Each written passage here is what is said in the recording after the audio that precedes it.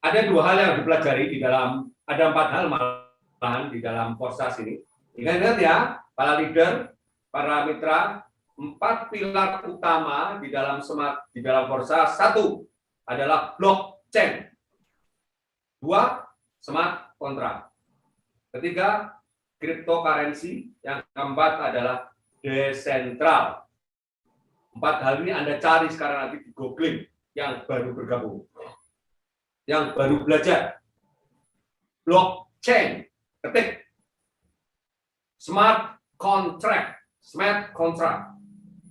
Yang ketiga, cryptocurrency. Yang keempat, desentral. Cari di internet. Saya tidak ngomong Forsas. Itu adalah teknologi yang digunakan oleh Forsas. Nah, kalau 4 itu Anda sudah tahu ciri-cirinya, sebetulnya Forsas menggunakan 4 hal yang punya nama Forsas. Itu ya. Oke Pak Fikri, bisa dimengerti? Udah nggak ada Pak De.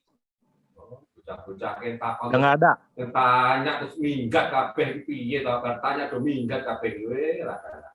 Ya wes. Coba Raju Intan. Ya, jadi saya tambahkan sedikit sebagai pemahaman umum.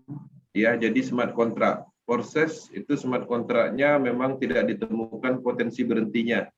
Nah, jadi begini, smart contract itu adalah bagian program yang dirancang oleh sekelompok orang atau orang tertentu, yang mana dia mempunyai program, kemudian program itu dibuat di lokal internalnya mereka, kemudian uji coba, setelah diuji coba baru ditanamkan di dalam teknologi blockchain berupa smart contract. Kalau udah masuk ke dalam smart contract itu dia tidak bisa lagi diapa-apakan, ditarik balik nggak bisa, diedit nggak bisa, yang bisa itu mungkin ditambahkan programnya, ya penambahan program. Itu yang pertama.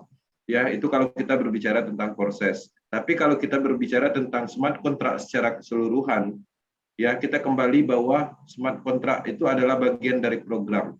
Nah, smart contract itu juga bisa dikendalikan. Artinya kalau kita desain di awal tujuannya untuk mengendalikan smart contract itu bisa. Ya, makanya salah satunya misalnya salah satu penggunaan database Bank BNI ya itu mereka menggunakan smart contract itu untuk tujuan internal mereka, untuk tujuan dari perbankan itu sendiri, bukan untuk umum. Tapi kalau proses ini untuk umum.